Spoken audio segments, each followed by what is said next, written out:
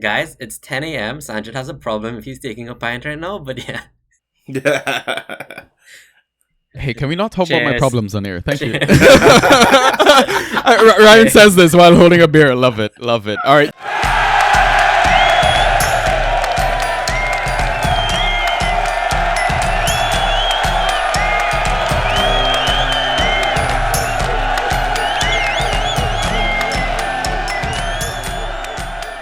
Yo, yo, yo, and welcome back to the Banter Boys podcast. My name is Sanji. With me is Raas and Ryan. How you doing, boys? Welcome. Sanjay, I think this is my first episode back, right? Yeah, boy. Oh, So happy to have you back. I missed you. Yes, I'm excited to be here, and I'm excited for me to finally, join up with the crew that's been kind of holding up during the summer. Welcome, first official welcome from me, Ryan. Thank you. How Thank you you. enjoying it so far? Yo, it's fun. It's the only reason I've been looking into this coming season. Because I haven't felt that push myself. I usually leave Mhm. things till very last minute, so the pod has definitely forced me into it. Yeah, I told him a while ago I was going to drag him into being ready for the season. He didn't really have a choice. Yeah. Yo, man, you gotta keep up that momentum that you had last season, man.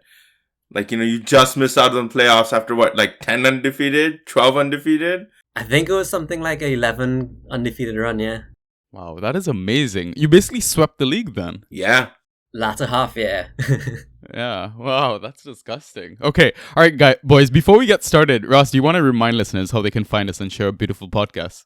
Yeah, for sure. So you can message us on Twitter and Instagram. Our handle is @BantaB.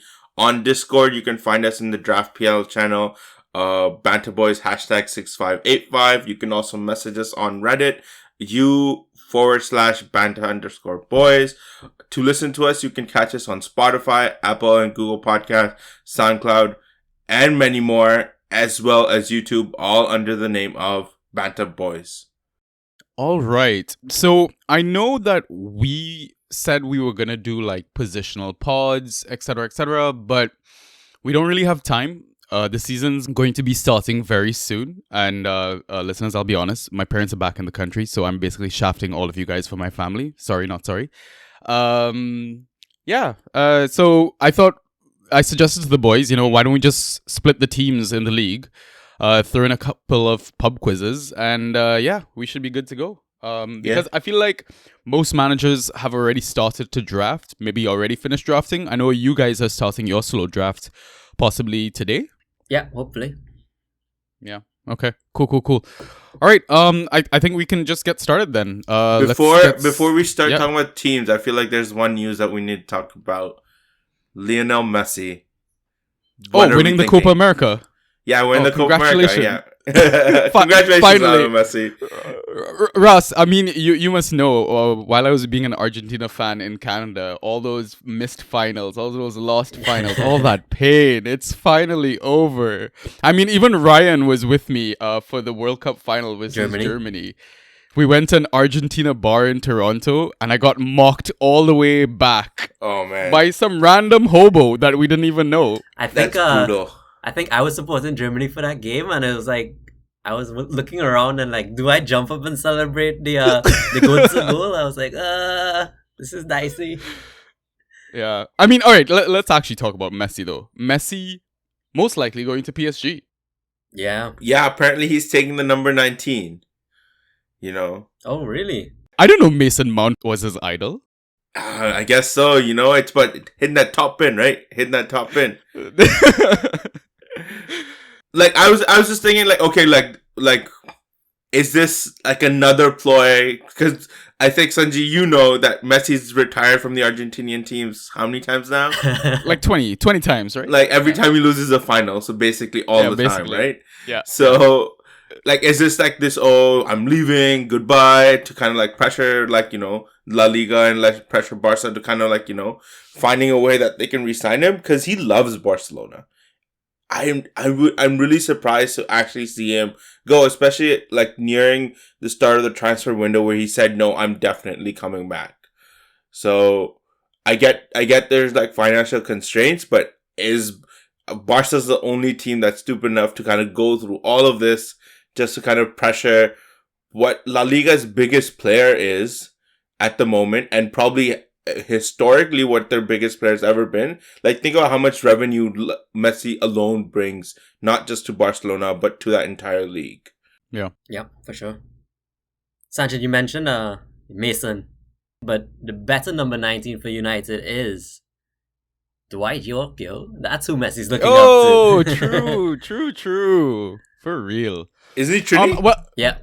Dwight York? Of course he is. Yeah. Come on now. How Come can you on. forget, Sanji? I remembered. Of course I remembered. I'm gonna get slaughtered if people think that I forgot. Come on, let's not create that impression now.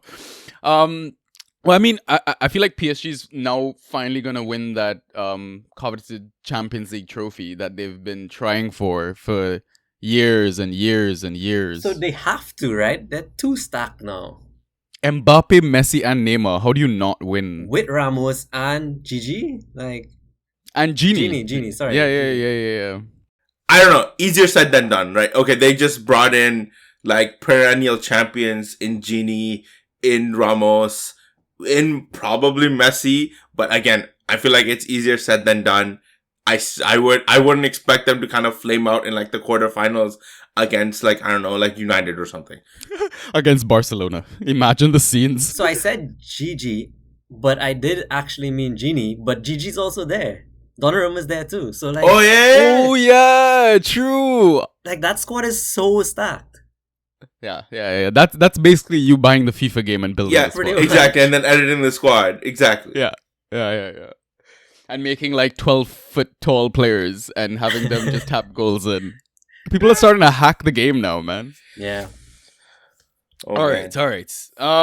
As much as I'd love to talk about the Messiah, I think we should talk about the EPL season coming up. So I think let's start with Arsenal. Ay. Fantasy with the Banta Boys. So the way I'm kind of looking at the data is I've kind of arranged all the players by like their ADP, etc. Right? Okay, why the hell is there a Tom Smith with an ADP of 60? Guys, can you stop doing shit in the draft rooms? What is going on? Every day there's a new player. Like, I'm pretty sure people are drafting Phil Jones. 12% owned. Yeah, there you go. Like, why are people draft? Okay, guys, stop it. Okay, so some players that kind of jump out at me. The players like Alex Lacazette are still going before like Ben White. There's doubts about Lacazette. Either one of you guys planning to draft Lacazette this season? I don't know. I guess the biggest links right now is Inter Milan, and if the Lukaku Chelsea is actually gonna happen, I feel like Inter Milan will have the money and will want to be able to spend on a striker. So I don't know. Lacazette's always been, even last season, I was always like, you never know when he's gonna start. You never know when he's gonna be fit. So it's just one of those things where he fits in the team so well, but he doesn't get regular play time. Yeah, and for me, I think it's Arsenal are so focused on their finances, right? So if they don't sell Laka this window, I believe he leaves on a free. So I think they will let him go. So, other than the top two obvious picks, I mean, I don't think Aubameyang is an obvious pick because, Ryan, you've had your fair share of lack of ghost points pain with him. But I want to ask each of you, what is one Arsenal asset that you're looking forward to draft this season? Kieran Tierney. Nice. That's, I don't know. Again, like Ben White coming into the team, providing some of that defensive stability. He had a pretty stellar run towards the latter end of the season last year. And again, even throughout the season, I know there's some injury concerns and like stuff like that, but I think one of the best left backs in the league right now, and especially if they've got more defensive stability, I would see him continuing to kind of keep up with that form in this season as well. Yeah, I think he had the third most key passes of all Arsenal outfielders for them, right? So definitely one of the creative outlets. What about you, Ryan? Who are you looking for to draft from Arsenal? So specifically from Arsenal, Callum Chambers. You sounded, I'm not gonna lie, you sounded like, oh my god, I really have to pick an Arsenal asset, No, guys? so Like, what's going on? I said that because Joe Willock is still listed under Arsenal for now. So Yeah, I think true. in Newcastle colours, he'll be a great pick He was on fire at the end of last season, and I think he'll want to keep that goal scoring record going. So I'm keen on Willock for sure. I gotta give you a quick shout out though, Ryan. I did wake up to the message from you about the Joe Willock transfer confirmation, and I woke up immediately, jumped in the draft room, and drafted Joe Willock. Oh, so sweet. big shout out to you for that, mate.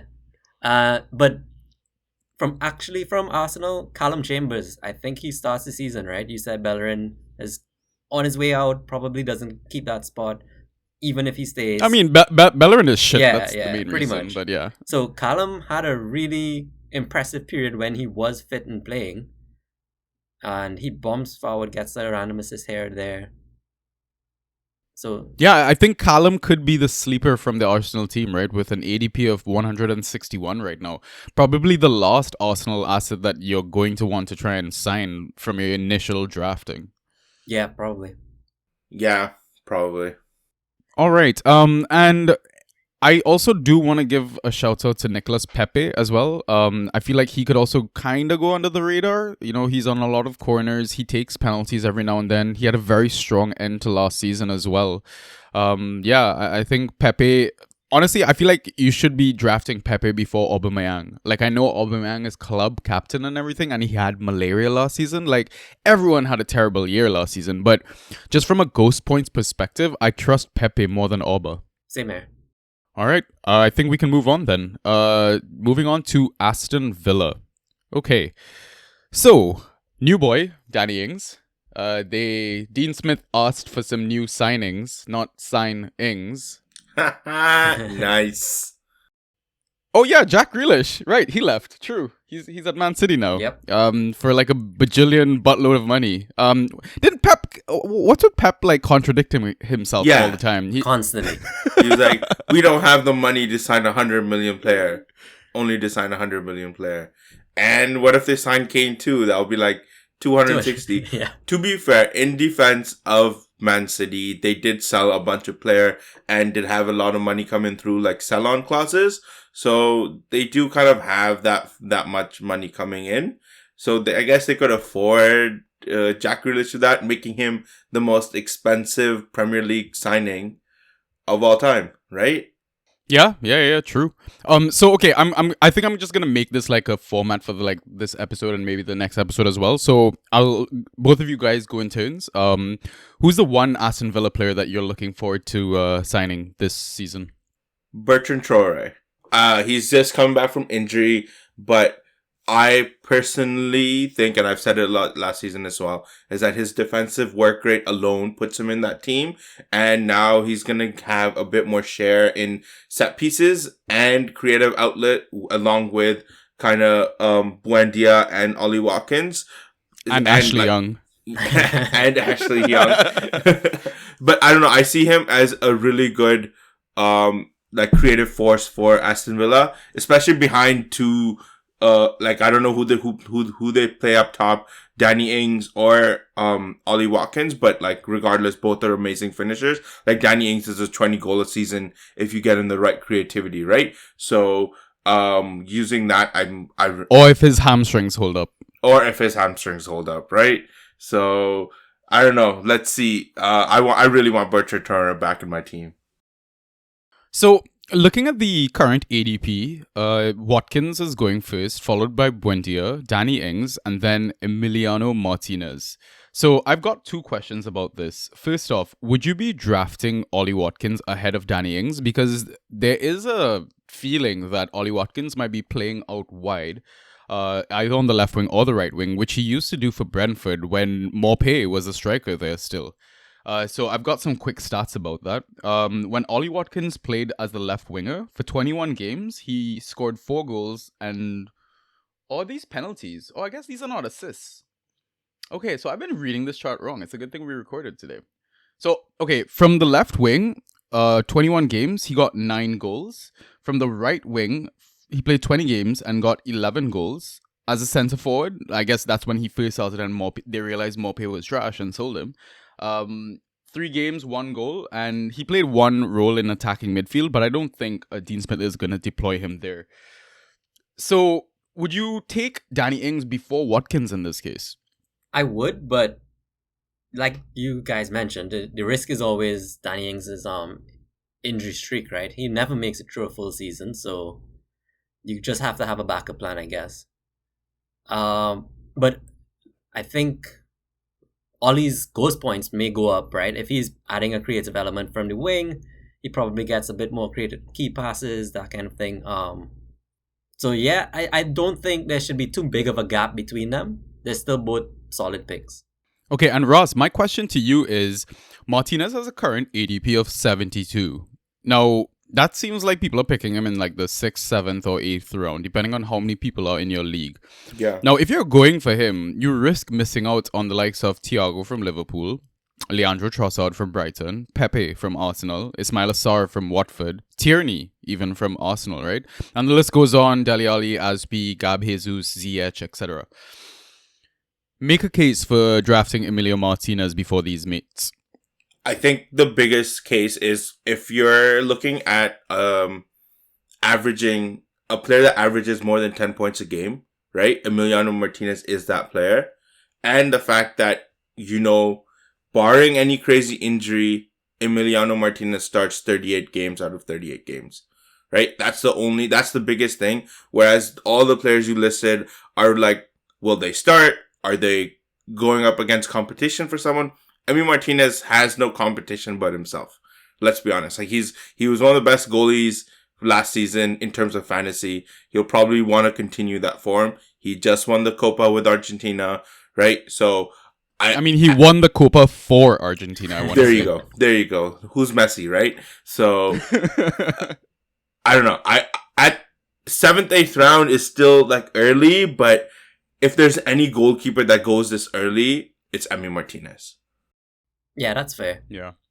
And I think it depends on your team too, right? Like if you got a solid few picks in that are nailed on, then yeah, you can risk going for a goalkeeper that early. Okay, cool. All right, I think we can move on then to Brentford. Cool. So, one of the standout things, I want to say like a few nights ago, Ivan Toney is obviously the first asset that most people are going for, right? With an ADP of, let's say, 54. The second highest asset, before today, because obviously people are starting to do shit in the fucking draft rooms.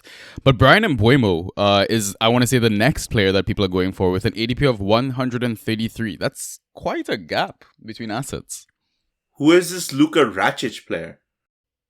He's friends with Phil Jones, and who's that guy that everyone's taking from Chelsea all of a sudden? The goalkeeper, I forget his name. Bergstrom, whatever. Yeah. Bergstrom or something. Yeah, who the hell is that? Anyways, all right. So we'll again take turns. Who is one Brentford asset that you're looking forward to drafting? Ross, I'll start with you. So I'll take this opportunity to, pat ourselves on the back and like give ourselves a shout out because I don't know much about Brentford apart from what we did like last season, right? So if you haven't heard our previous episode about the promoted teams, please do check that out with Sanji and Ryan. They do a decent kind of breakdown on who are the players to look for from Brentford and from the other promoted teams. So that's what I'm going to be listening to before I can make a decision here. So do listen to episode 54. Yeah. Good plug, yo. Good plug. I know, right? I love it. We didn't even plan it. I know. Ryan, okay, then I'll switch to you. Who's the one asset that you're looking forward to drafting other than Ivan Toney, the obvious? Yeah, so I like Matthias Jensen. He impressed me at the Euros, and I believe he's on all set pieces most set pieces for Brentford. Maybe shares corners with Mbeumo, but as we know, Fantrax is always nice to any set piece taker, so I'm kind of keen on Jensen. He goes fairly late, so some people may be sleeping on him. What about you, Sanjit? Yeah, I think I'll be happy if I can get either Sergi Canos or Brian Mbeumo. I feel like Mbuemo, I thought like maybe a few weeks ago he was actually going a lot later than the other two, but I think as we're getting closer to the season, managers are starting to learn more. They're starting to study their content and realize that hey, Mbuemo might actually be one of those gems, right, for the season. Because back when Ollie Watkins was playing for Brentford, they had that famous BMW strike attack, right? I think it was Benrahma, Mbuemo, and Watkins. Right, so he has a knack for scoring goals. I'll tell you that for sure. Even in the recent friendly, he had a good finish against Manchester United. So if either one of these guys, if I can get them, I'll be happy. They all seem to have a fairly close ADP and ownership ranking as well, right? Yeah, it seems like managers are kind of just waiting. Okay, as soon as one person picks him, we're just gonna go get the remaining assets, right? Because we know that other managers have noticed that people are starting to pick from this club, etc. Yeah. Yeah. Okay. I think we can move on then. Sure. Yeah. To Brighton. Okay, so with Brighton, what's the one asset that you're looking forward to drafting, Ross? Solly March. I think the biggest thing is, barring any crazy injury concerns, which he had last season, right? He averaged the same number of points as almost as like Pascal Gross. Like Pascal Gross averaged 9.6, but Solly March averaged 9.5, right? And like we've seen kind of the attacking threat that he kind of brings into the team. So I'm hoping that like he continues that. He has somewhat of a nailed spot under Potter, but like again, it's one of those things where you never know, right? Does he start regularly for Potter? Does he keep up with that fitness? Coming back from a big injury like that too. So even then, that being said, like he averaged as much as Pascal Gross, who is their best player. So, and what about you, Ren? So I know you mentioned to me that a lot of their players are injured now, right? Lamptey's injured, Danny Welbeck's injured, Dan Burn is injured, and I'm seeing a flag on Webster, but we're not too sure if that's anything serious. Could be a late fitness test. Yeah, exactly. So I think given the players that are injured, it kind of dampens them a bit for me. Ben White leaving also dampens the defense, despite we know from FPL they had a really good expected goals conceded last season. So I know a lot of managers are keen on their defense, but I'm kind of iffy on the defense just because Ben White left. That's the main factor for me. But if I had to choose anyone, it might be Veltman. He really took the opportunity when it was given to him. That's when Lamptey got injured last season, and he posted decent points per game tally of around 8.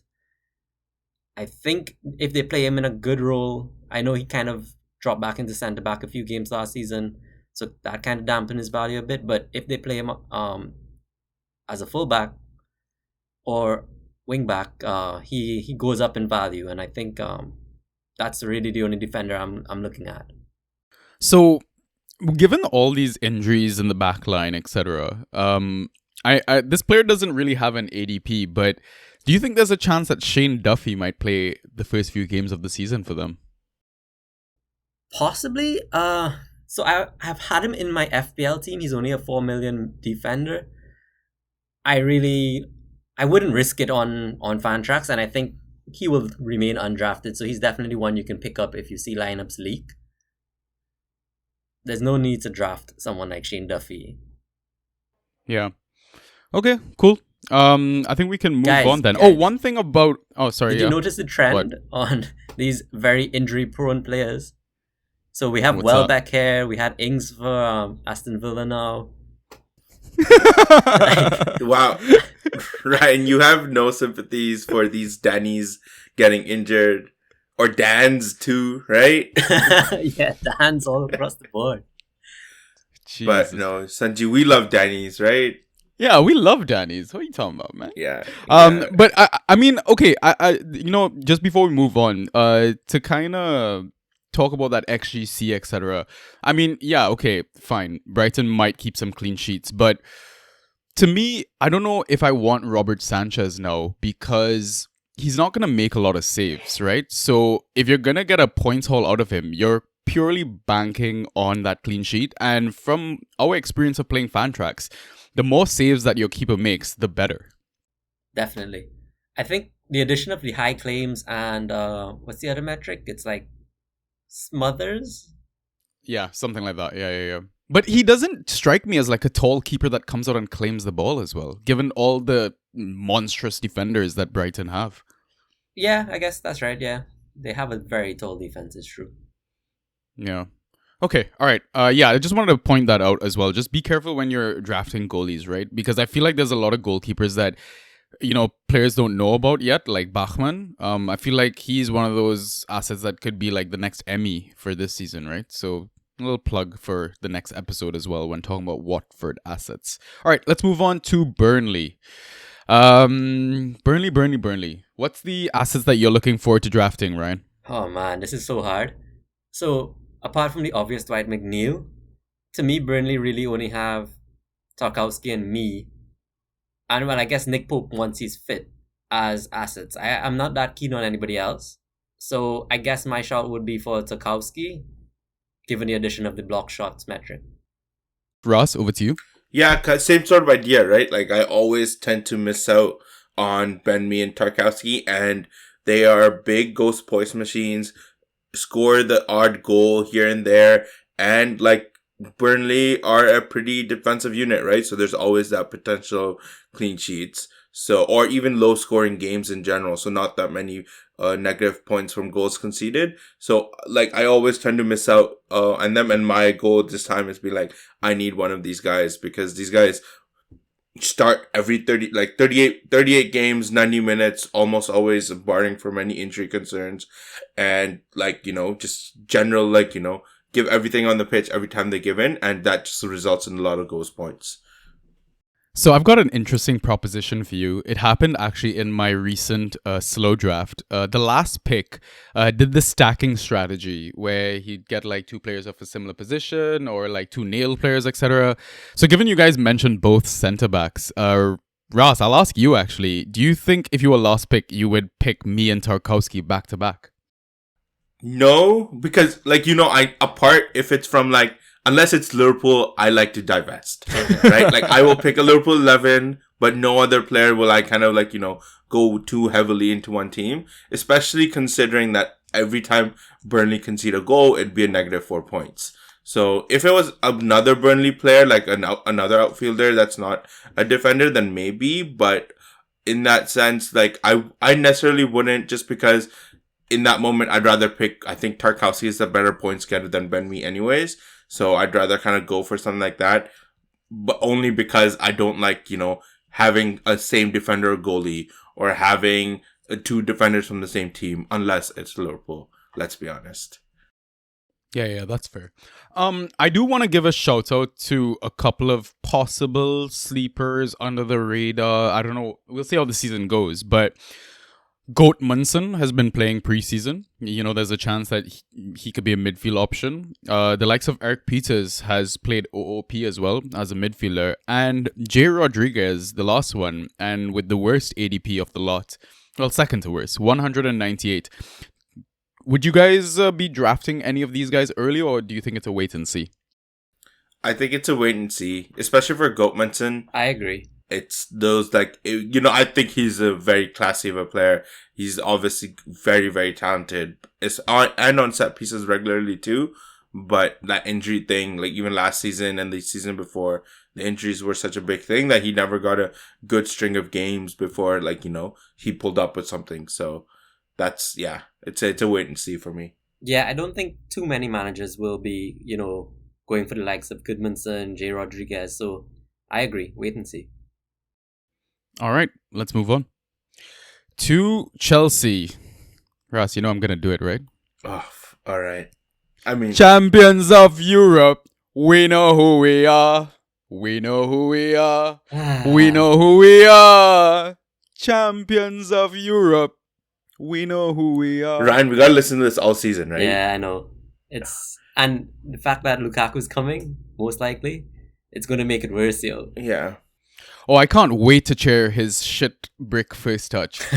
Man, all the times that Chelsea fans gave him shit when he was at United, And now he's come to Chelsea. Now he's this incredible striker who's going to score 50 goals for them in one season. Mind you, Chelsea don't have the best record when signing big number 9s into their teams. I think like Diego Costa and Didier Drogba are the two standout really good ones, but everyone else Chelsea does tend to sign in that role kind of flops. So I know, that's why one season we gave Bularus the defender the number 9 as well. yeah, exactly, right? And then, so I'm still skeptical. I hope people don't spend like 100 fab on him or being like, I want this as my number 1 pick, right? So let's see. You mentioned Costa and Drogba, and I think he does kind of fit the bill in the sense that he's a physical player. He doesn't rely on speed like Timo to get behind the defense. So I think he has the Prem experience. That's the key point, right? He's been there before with Everton. He's done it. He had a really, really, really good run with Everton. So I think it's not going to take him long to settle in the Chelsea team. But yeah, you never know with Chelsea. Yeah. Yeah, I think, like, honestly, if we can start our Champions League final squad as often as possible, like Reece and Chilwell, Rudy, Aspi, and Thiago Silva, a midfield combination of Kante, Kovacic, or Jorginho. And then up top, you got Timo, Mount, and I guess either between Kai or Lukaku, right? It'll be interesting to see how Tuchel fits all of these assets together. And I'll say that I think a couple of, let's say, sleepers from Chelsea could be, again, like I mentioned, Mateo Kovacic. He's got great ghost points. He just dribbles past everyone, makes a couple key passes, tackles here and there, and all of a sudden you've got like 8 to 9 points from him, right? With no attacking returns. And the other one I think would be an interesting asset is Callum Hudson-Odoi, moved from a forward to a midfielder this season, and he's been deployed in both the right wing back and left wing back for Chelsea. And Tuchel has spoken highly of him, loving his threat, especially from the left. I think it's the first time they tried it. Was it against Arsenal? I believe he skinned Mario someone on the baseline or something like that. Mm-hmm. But yeah, do you think either one of you guys would pick Cho or Kovacic? Kovacic maybe because solid midfield pick, starts when he's fit, and ghost points getter, fits the bill of what I usually try to get for my team in terms of midfielders. So I think that's something, but that's a pick that happens much later in the draft too, right? That happens maybe 10th, 11th round, if not later. Yeah, I don't know. Ryan, can you do the math for us quickly in your head? What is he? 150? Yeah, Kovacic has a 161 ADP. Yeah, that looks like 13th, 14th round. Oh, there you go. Quick maths. All right. Yeah, do you guys have any questions about Chelsea, though? I think, for me, it's a big question mark now of how they line up if Lukaku does come. And I think it does peg down a few of their players, right? So I'm not as keen on Timo or Kai as I was before. Mm-hmm. More due to the unknown factor. I just don't know where they're going to fit in. So I think for me, I would rather have Timo than Kai, just given Timo's work ethic, and he just never stops running, his ability to defend from the front well as well. And during the Euros as well, Kai kept getting taken off around the 70th minute, and I don't know if that's just tactics or maybe he was just fatigue, etc., right? I mean, let's not forget, Kai had a very brutal introduction to the EPL, getting COVID, etc., and while the pandemic kind of hit, right? Being in a new country, no family, etc., etc. So yeah, it's going to be interesting to see how he kind of rotates everyone. I mean, I would like to think Mount is nailed, given he's Mr. Chelsea in a sense. But yeah, who knows what Tuchel will do. And well, to your point on Timo, we spoke about this in the last episode. Offside calls are not going to be as tight this season, right? And we know Timo, every time he scored a goal, you just look to the linesman not linesman, assistant referee. Hey, Caleb just took mad insult, bro. Oh, Raas, I don't know if you know, but Ryan's friend was one of the linesmen for the Gold Cup final. Semi-final. Oh, that's actually really cool. Yeah. And but we can't call them linesmen. We have to call them assistant referee. Yeah, I don't know if it's a gender thing or if it's I'm not sure. But Hey, we love Cyan Massey on the Banter Boys podcast as well. but I think the game was Mexico Canada, and there were so many fights about to break out in that game, and he constantly had to been amongst the like Mexicans and just holding back players, and it was crazy. Wow, that's pretty cool. Yeah, yeah, All right. I think we can move on to Crystal Palace then. yep. All right. So Crystal Palace is an interesting team this season. New manager, Patrick Vieira. Woy is gone, man. What a legend. You know. But I don't know. How are you guys feeling about Crystal Palace this season? Ross, I'll be honest. I think I have my same prediction for them this season as I did last. They're relegation fodder for me. Like I mean, apart from Zaha, maybe Tekers, and maybe when Eze does come back, I'm not really looking forward to draft any of these players. Like they're relegation contenders for me. You know, will be fighting there right till the end. Especially, I don't know. Patrick Vieira doesn't have the best track record as of yet, right? Unless he does kind of pull out something that's unseen in the Premier League. But again, new manager, not the best kind of squad depth that Roy left, because a bunch of their players also kind of ended up leaving or were on like their last kind of months on their contract last season, right? So Yeah, PV is at Galatasaray now, right? Yeah, so I think they lost like 5 defenders. It was crazy. Yeah. Okay, I mean, Ross, I know you don't want to draft any of these guys, but other than Zaha, is there anyone else? No one jumps out to you? No? not really. Like, if you have an injury spot, maybe pick up Eze, right? Yeah, fair. But apart from that, no. Ryan, what about you?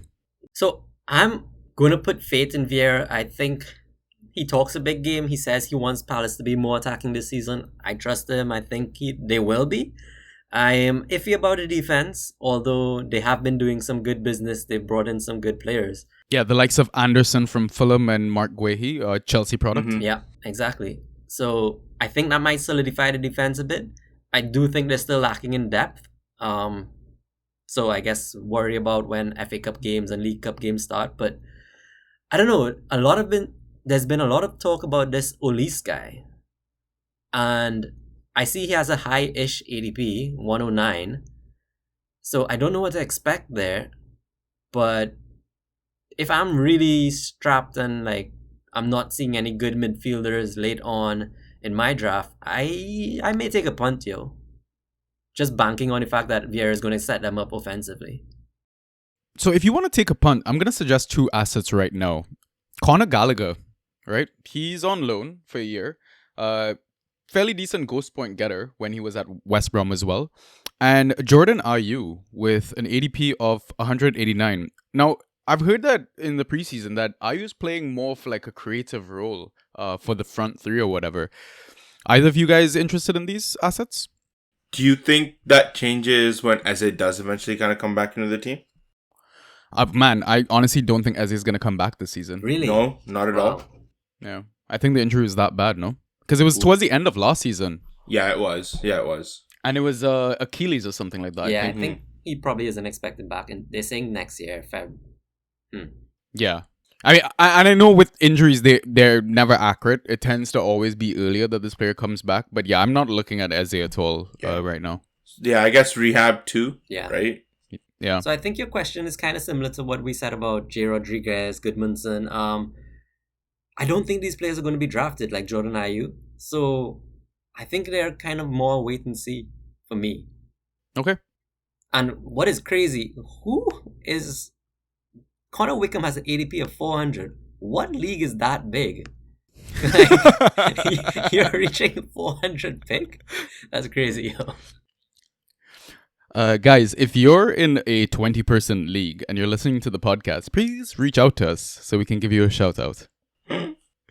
Okay, so I think now is the perfect time for us to take a halftime pint, right? And after the break, what we're going to do is cover the 3 remaining teams, Everton, Leeds, and Leicester. And then we're going to play us a fun pub quiz, Ross versus Ryan. Guys, it's 10 a.m. Sanjit has a problem if he's taking a pint right now, but yeah.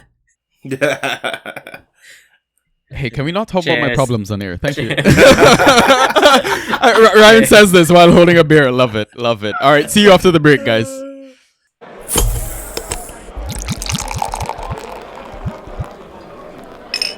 And we are back. Okay, so we're covering Everton. Interestingly enough, they're playing a friendly with Manchester United today, right? I think last I checked, they were losing 3-0. Yep, I think Yeah. the game ended that way. Yeah, so I believe they were playing Manchester United, and the goal scorers for Manchester United were Greenwood, Maguire, and Bruno. Mm-hmm. Yep.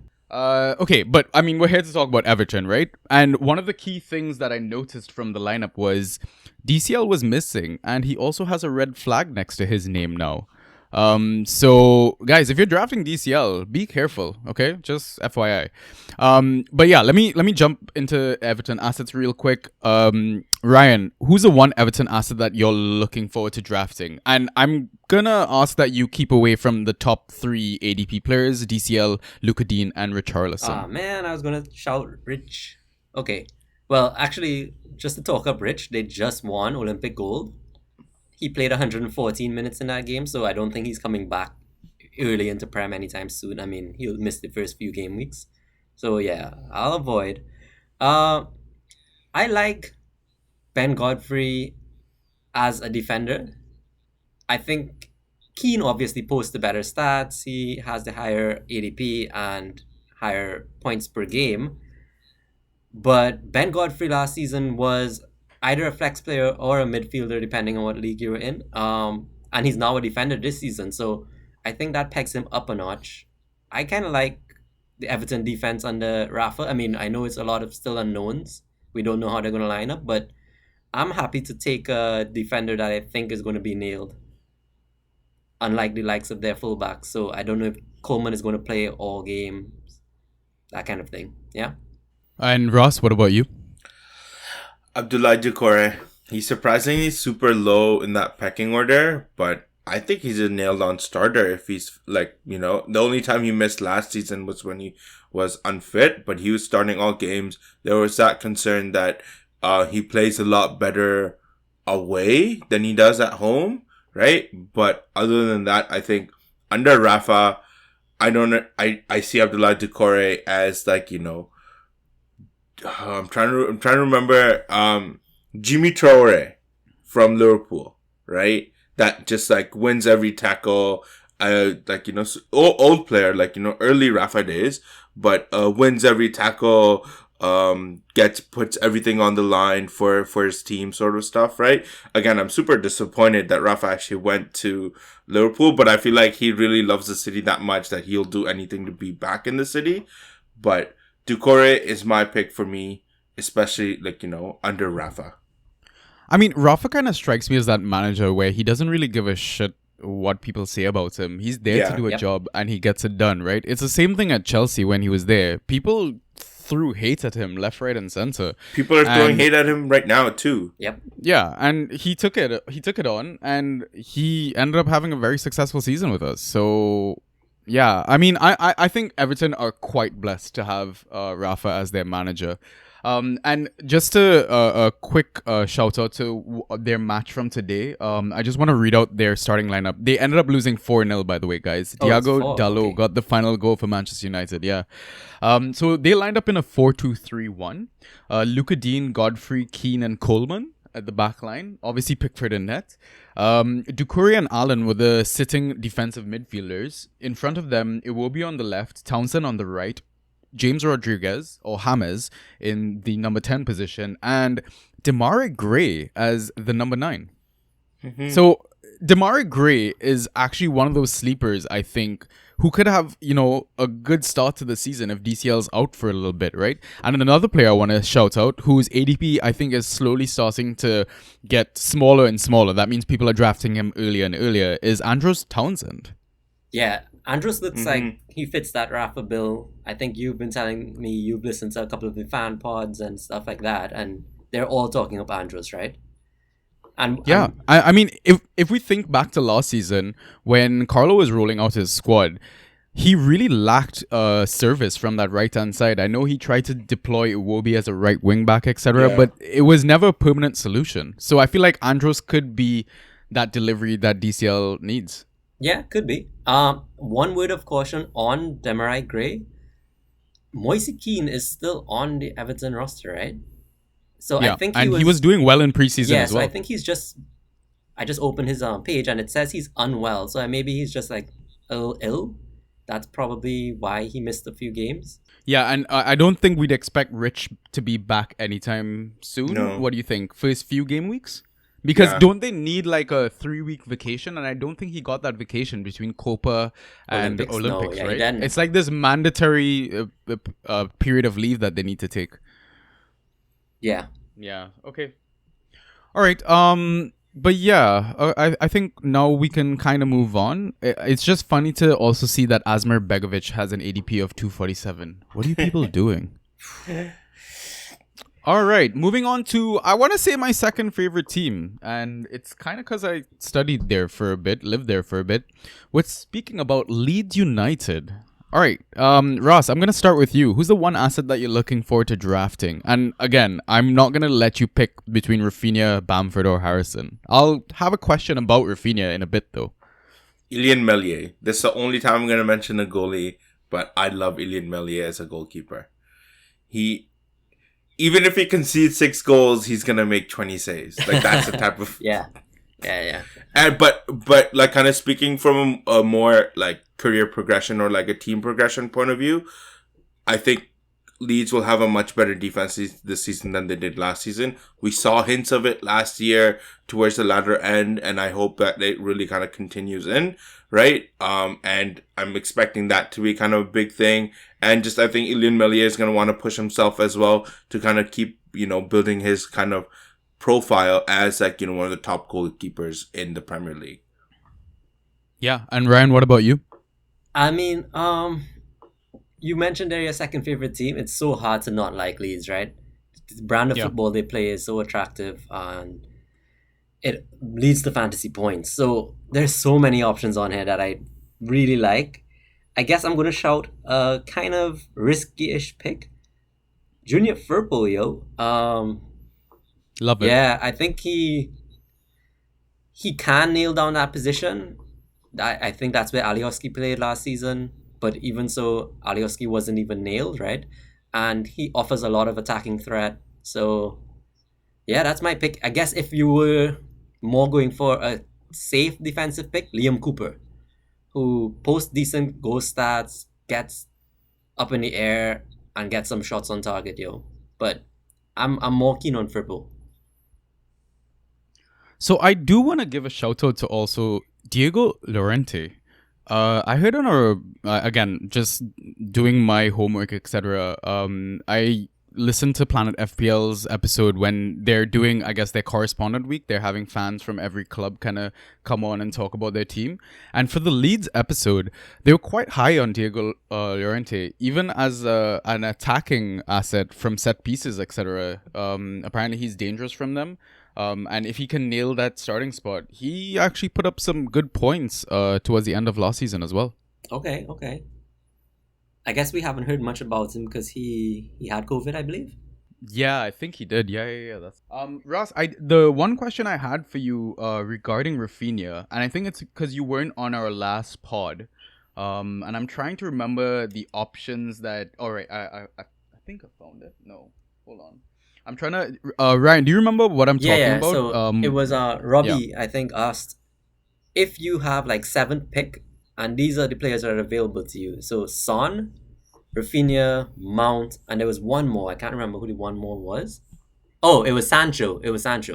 Right. Yeah. Who would you pick at that 7th pick spot? Rafinha, Son, Sancho, or Mount? Yeah, because right now Rafinha's ADP has also dropped down. I think it's around 12 or 13. So people are maybe not as high on him. I don't know. But yeah, Ross, out of those 4, who are you going to take first? My bias is towards a top 4 player, like a top 4 team player. So it's for me, it's a toss up between Mount and Sancho. I'm not like, let's see how he kind of plays. So my thing would be Mount, only because, like you said, Mr. Chelsea, people have been really hyping him up.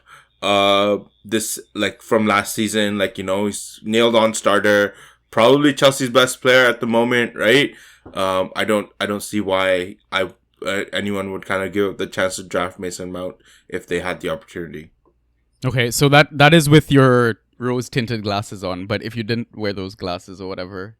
Oh, like without kind of like the top four bias? I mean, like Rafinha is easily Leeds' best player. Like there's no doubt about that, right? But I don't know if he's good enough to be a first round pick for me yet. So I did an interesting analysis actually, Ross. Sorry to interrupt you. So I looked at the data since Tuchel came into the club, Thomas Tuchel at Chelsea, because I thought, you know, you should look at the Chelsea data during Lampard's era and during Tuchel's era, right? Because you can't look at it all together. It's going to be skewed. Players weren't even playing, like Marcos Alonso and Rudiger, etc. But when I looked at the data since Tuchel for all players, Rafinha was one of the best options, if not the best option at that time.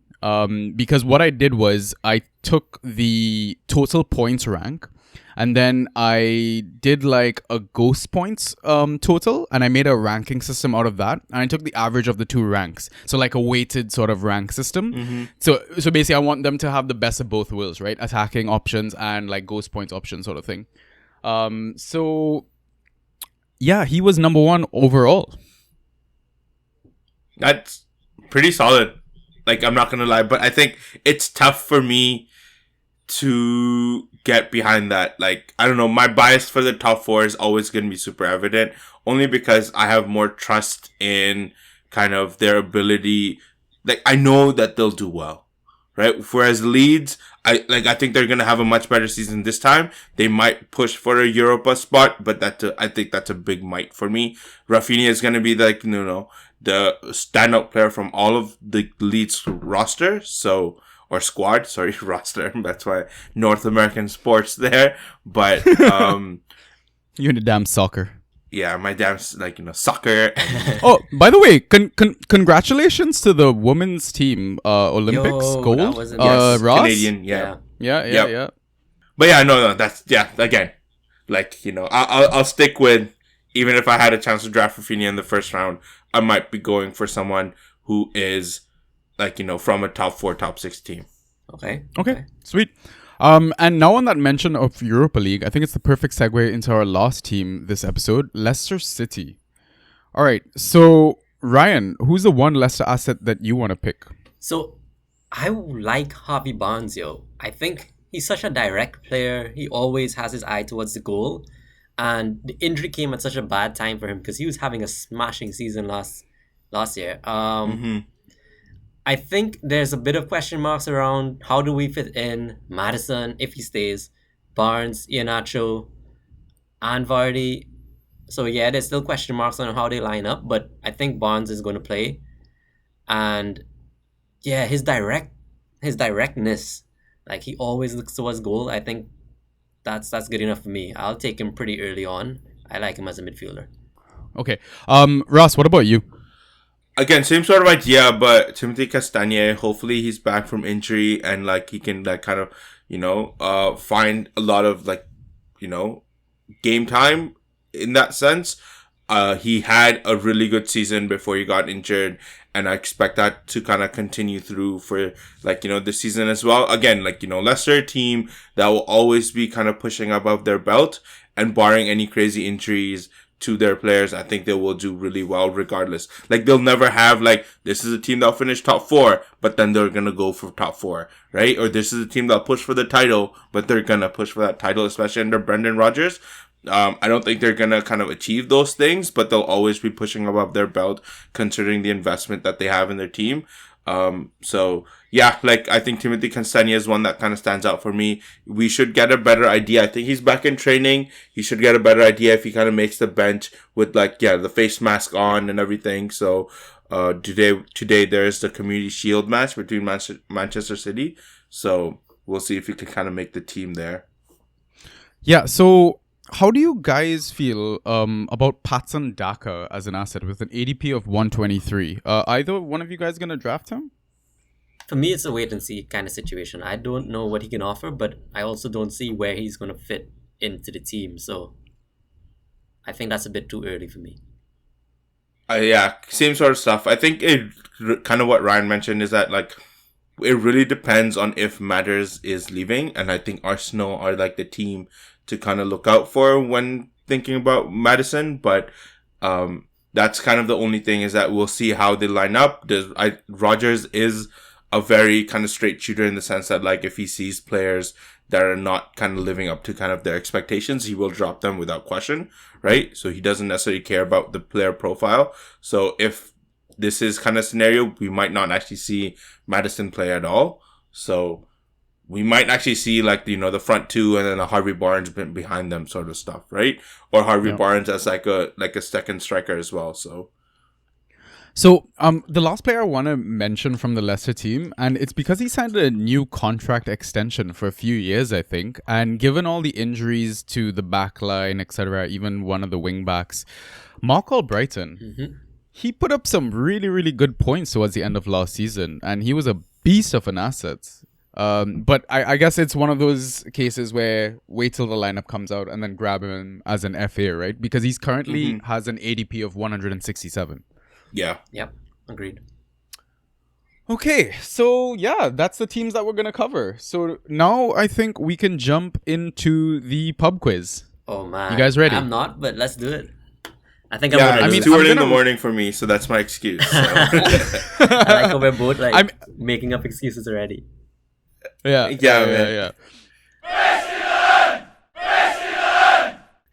I'm going to recommend that you guys try not to cheat, right? Because I'm basically going to be taking all the data from Fantrax, and it could be last season, it could be the season before, but I mean, to make things easy, we'll just stick to last season, all right? All right, I'll try my best not to cheat. Yeah. I wasn't sure about that because when I mentioned it to you, you asked me, which season specifically are you going to be asking about?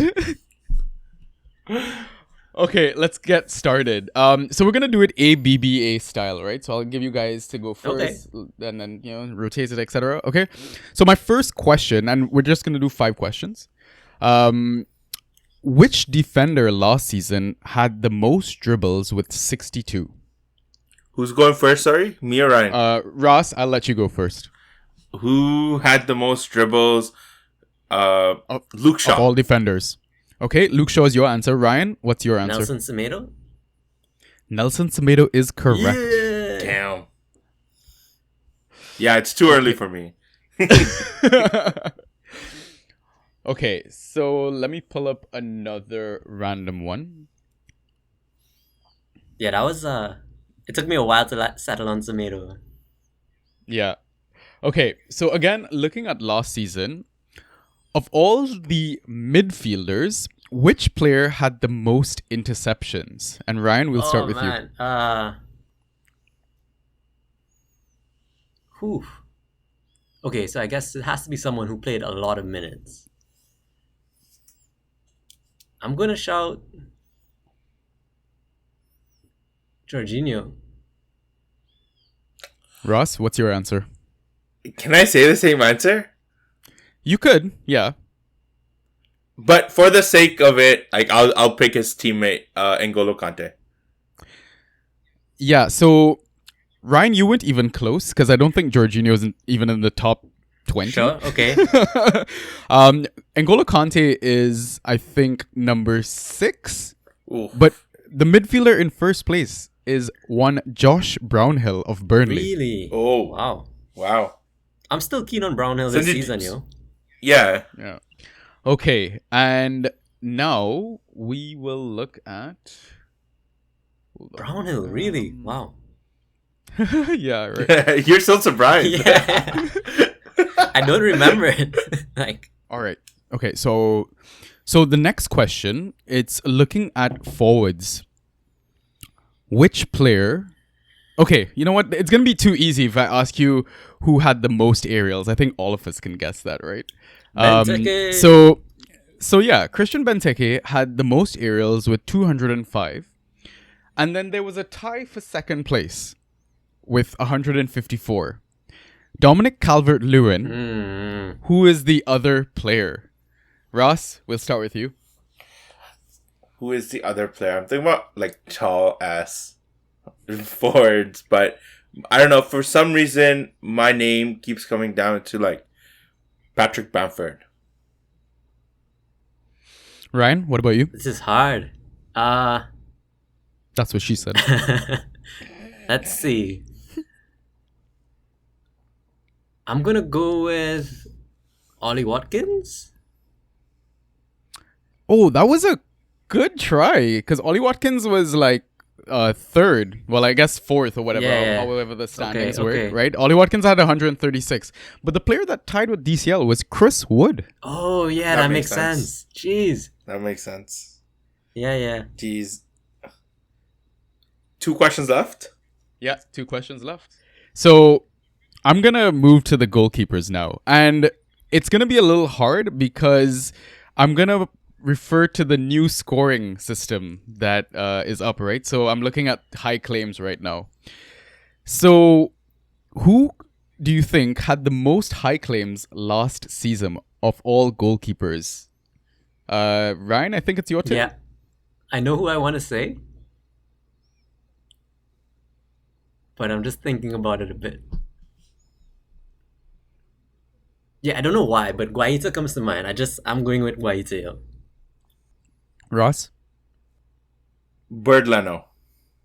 Interesting. Ross, this is going to kill you. Both you guys are wrong, but it was actually Emiliano Martinez with 39. All right, okay. I mean, that kind of solidifies your point earlier in the pod, right, Ross? How many points per claim? I think it's 1. What is it, Point like two. I think 1? it's a full point. Yeah, so Whoa. that's an extra 40 points right there, mate. Yeah, bro. And he had 5 smothers to go with it as well. Okay. Okay, so now we're looking at the last question, right? Guys, I have no idea what the score is, by the way. It's 1-0 Yeah, to I Ryan. think it's just the 1. Okay, wow. You guys are terrible at penalties, just like Yeah, we are. Okay, so now again, I'm gonna look at another new stat, and again, it's for the sake of encouraging managers to go pick up these possible gems given these new scoring additions, etc. So, which player had the most block shots of last season? Ooh. Is it Raas up or me? Yeah, I Ross? think it's me. Okay. James Tarkowski. Such a good pick. Oh. That was a great shout. He was actually third I didn't with guess yet, 42 huh? block I didn't shots. guess yet, huh? Yeah. I know. Yeah, I know. okay, alright, So- okay. sorry. So No, at no. least I know not to go with Tarkowski. But Yeah, exactly. Sorry I about was that. about to piggyback on that. I will go with, I think Max played a lot of minutes. So I'll go with Harry Maguire. That is also wrong. It was actually Ezri Konsa Damn with it. 47 block shots. And Ross, you want to know something funny? The person in second, Ben Mee, with 45 block shots. I thought it'd be Tarkowski with more block shots. But I mean, again, just to go back to your point about how good you think both of these starting centre backs are, right? Yep. Yeah. And with the new scoring system, they could be even better this season. So, yeah, guys, that's the pub quiz. So, congratulations to Ryan for I'll let you have winning it, by Ryan. a shitty 1-0, you know? Yeah, celebrate that. Go ahead. It was a top class finish into the top VO. Yeah. Okay. I think that's all we have for today. Do you guys have any final points? Oh, listeners, sorry we didn't have any Twitter questions. I think the bunch of people that started listening to our pod realized that the first episode of season 2 was real shit, so they didn't bother to ask us any questions. But Ross, do you have any closing remarks? No, I'm just, happy that we are starting recording and can't wait for our season to start. Yeah, Ryan? I just think pay attention to the transfer market. The window isn't closed and there's a lot of activity still to come. That's it for me. All right, perfect. So we should be back later next week with the remaining teams, and hopefully we'll have some questions and another fun pub quiz. Maybe it might be me versus one of the boys. But on that note, I think we can sign off. Peace.